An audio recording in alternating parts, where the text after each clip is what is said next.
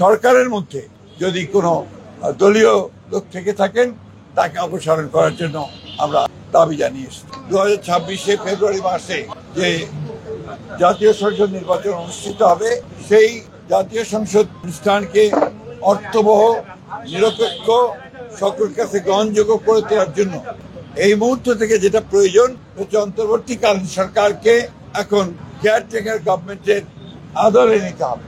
অর্থাৎ তত্ত্বাবধায়ক সরকার সেই ভূমিকায় তাদেরকে যেতে হবে।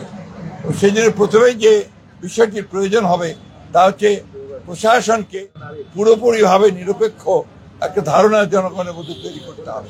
বিশেষ করে সেক্রেটারিয়েটে যারা এখনো আছেন, যাদেরকে চিহ্নিত ফ্যাসিস্টদের দোসর বলা হয়, তাদেরকে সরিয়ে সেখানে নিরপেক্ষ কর্মকর্তা দেওয়ার জন্য আমরা বলেছি যে প্রশাসনেও, জেলা প্রশাসন বিশেষ করে, সেখানেও একইভাবে ব্যবস্থা গ্রহণ করতে হবে।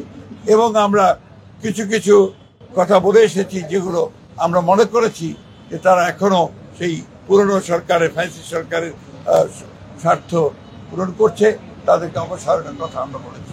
আমরা সেই সঙ্গে পুলিশের নিয়োগের ক্ষেত্রে বিশেষ করে যে সমস্ত আপনার নতুন করে নিয়োগ দেওয়া হবে বা পদোন্নতি দেওয়া হবে, সেই ক্ষেত্রে একদম নিরপেক্ষ অবস্থা নেওয়ার কথা আমরা বলে এসেছি যে বিচার বিভাগে, বিশেষ করে হায়ার জুডিশিয়ারিতে এখনো যে সমস্ত ফ্যাসিস্টদের দোসর আছেন তাদেরকে সরিয়ে সেখানে নিরপেক্ষ বিচারকদের দেওয়ার ব্যবস্থা করতে হবে। যদিও এটা জুডিশিয়ারি ব্যাপার, তারপর প্রধান উপদেষ্টা যেহেতু সবকিছু দায়িত্বে আছেন, তার কাছে আমরা আমাদের সেই কনসার্নগুলো জানিয়ে এসেছি।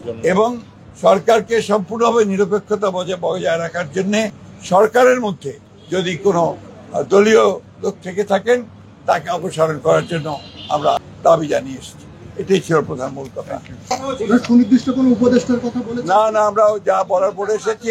প্লিজ, আমরা সব আমাদের কথা আপনাকে বললাম।